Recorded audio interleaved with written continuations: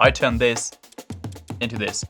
In this video, I'm going to go through the entire list of costs for this project. Let's start with the kitchen. So the kitchen I got was from Magnet called Nova Seagrass. It starts from £3,101. However, if you use LNPG, you can end up getting a huge discount with Magnet. The Beko fridge, that cost me £198. By the way, that doesn't include VAT, so add 20% on top. The dishwasher was £257. The hob was £142. The microwave was £153, which I would recommend, by the way, because if you have an integrated microwave, it saves a lot of counter space, especially when the counter isn't that big in the first place anyway. The oven was £165. The filter was only about £8, and then the hood was £44.90. The sink cost £99. The sink cost £107. So if you actually look at the subtotal, which is without VAT, which is the price that I just showed you, if I was to then take away all of these costs for the sink and the appliances, which comes to roughly about £1,200. So the kitchen itself, all of the cabinets, that only costs about £800, which is pretty cheap with a 73% discount, given that on the website this is £3,000 and that doesn't even include any of the appliances. I got the worktops from a family friend who has a granite company, and so I paid £1,000 for the granite worktop. Actually, it was quartz, it wasn't granite, but £1,000. The next thing was a kitchen handle. I had an interior designer who recommended these handles, came in 3 different colors. I got the ones in brass. Each handle came to £14. In total, I needed about 15 of these, so that came to around £200 for all of the kitchen handles. I got the splashback from Tool Station. I wanted something which is very minimal. You can get a 3-meter length for £250. For whatever reason, the builder couldn't install it. In the end, we had to get those tiles. I can't remember how much the tiles cost, but probably cost similar to this. So let's just assume £250 for the splashback, or for tiles. I think the tiles are probably cheaper, but let's just say around that sort of mark. Then I had these LED lights running underneath the kitchens. You can get a pack for about $11.88. Now let's move on to the second room, which is the bathroom. The toilet I got from this company called Heat and Plum. That cost £225. The system behind it, which is basically the button behind the toilet, I believe I got something like this, which is £196. Then I had these bathroom shelves that came to £12 from Dunelm. The bathroom screen that came to £119. Now this screen is actually a fixed screen. I think normally you can get screens which like move around. This one doesn't really move around, so it just depends if you want fixed or if you don't want fixed. The toilet basin I got from Aqua Rock. That came to £295. The shaver socket I got from Electrical Direct, cost about £20. Bath tub for £210. By the way, if you want access to this list, comment below and I'll just add the list to the comments or the descriptions or somewhere, so you can get all the links and you can just order the same thing if you want. The toilet rail I got from this company called Bathroom Mountain, which came to £85. And then you also need some other stuff where they're like the valve and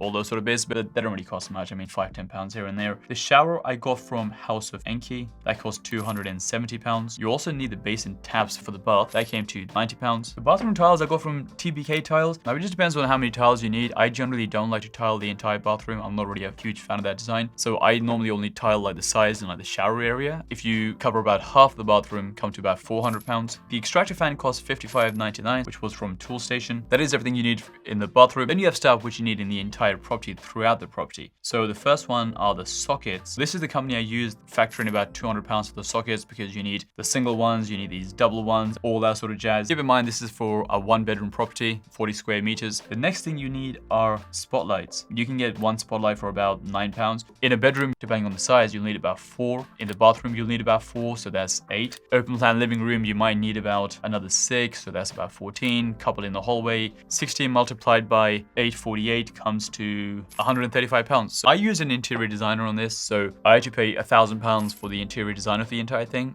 If you do that, then obviously factor that in. If you don't, then that's fine. The paint, I got a huge discount because the paint I used was Little Green. And so the 5-litre tub normally comes to £125. If you use the LNPG discount and you go to their partners, one of their partners is Johnston's Paint. Using Johnston's, I paid about £29 for 5 litres. If I got 35 litres from this company, it would be 7 of these, which is 7 times £125, which is £875, which is a lot. Whereas I paid 29 times 7, which is £203. So I saved £500 on paint. I think for a 1-bedroom flat, 35 litres is probably more than enough. So factor in about £200 for the paint. This property actually is part of a larger project where I bought this mixed-use commercial building and then I turned it into 4 flats. Obviously, I'm just going through one of the flats. Each flat had its own entrance door, a normal UPVC door you can get for about £200. So let's say £200 for the external door. Then you have to buy the internal doors. This is the one I used. You can buy these as fire doors, which are a bit more expensive, or you can just buy them as normal doors. The normal one came to £136 per door. You'll need one for the bathroom, the bedroom, one for maybe a cupboard or something. So about 3 doors, that comes to £400. So this is the door handle I got. That came to £65 per door handle. You'll need about 3-4 of these. So 4 of these would come to £260. To be honest, you don't need to buy door handles which are that expensive. I just quite like this one. The next thing you need is these latches. So 4 of these would come to about £48. I ended up getting laminate flooring for the entire thing. The flat is about 41 square meters. I paid about £25 per square meter, so that came to £1,000 for the flooring. The next thing you have is the radiators. I typically put in electric because I didn't put gas in the properties. So if you use LMPG, click on products, click on electric radiators, and it will take you to this company here. And then they have a special discount just for LMPG. So when you click on this banner on their website, it takes you to the LMPG page. You have to call them up, but typically you end up getting about a 20% discount as opposed to the normal discount on the website, which is 5% or about 10%. These are the radiators I got this time around, the IQ ceramic. The price changes depending on the room, but if you have a bedroom and a living room, the bathroom is already going to have the towel rail, so you don't need one for there. So you'll need an 11 square meter one for the bedroom and an 18 square meter one or a 22 square meter one, depending on how big the living room is. And if you have a separate kitchen or open plan kitchen, obviously in my case, open plan kitchen, so I needed this one, which is £460. Needed one for the bedroom, which is £440. So the radiators come to £800, but when you call them up, I'm pretty sure the discount is then on top of this. If you get a 20% discount from £800, you save 160 quid, which I think brings the price down to £640 for the radiators. And then you can work out how many you need on your property. If you go to LMPG and go on the products, go to radiators, then you can get a discount with Wolseley. And if you go on the Wolseley website and put in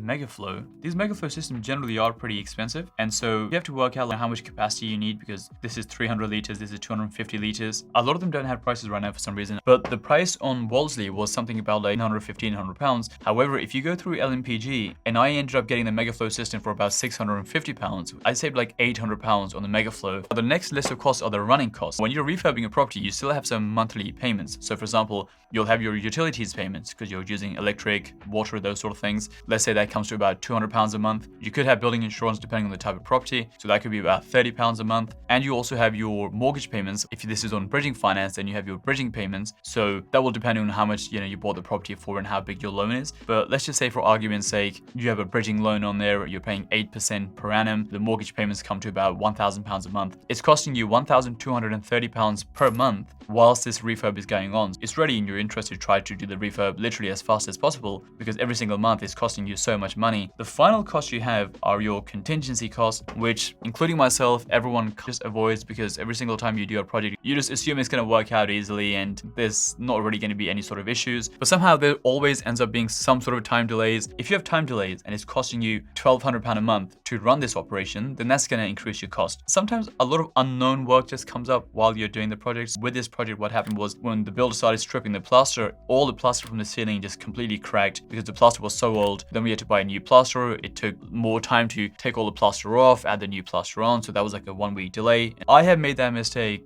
probably more than anyone else by not factoring in a contingency. So just factor in a 10% contingency in case anything goes wrong. In the past, what I've done is I've hired a builder. I've basically given them the keys and they've literally done everything themselves, and that's called a turnkey service. The good thing with that is that they will handle everything. The downside is that it's going to end up costing you more money than if you were to buy the things yourself. I've just found it to be much cheaper if I actually bought the fixtures myself and then they just had to do their bit. The other thing you can do if you were to self-manage this yourself, so you buy everything, they just buy the materials and they just provide the labor. That can be done 2 ways. One, you can get a fixed quote for the entire project and they can say it'll take about 60 days and this is the quote for materials and for the build. That's what I'm doing going forward. In the past, what I've done is I have gotten people on a day rate. So for example, let's say people charge you £100 a day and they've said it should take about 60 days. So that's £6,000. But if it goes over, then obviously you continue to pay that day rate until that finishes. That can work really well if you trust the person enough. To be on the safe side, I would say just get a fixed quote for the material and for the labor, so you know exactly how much that's going to cost. The building materials not going to cost you much at all. There's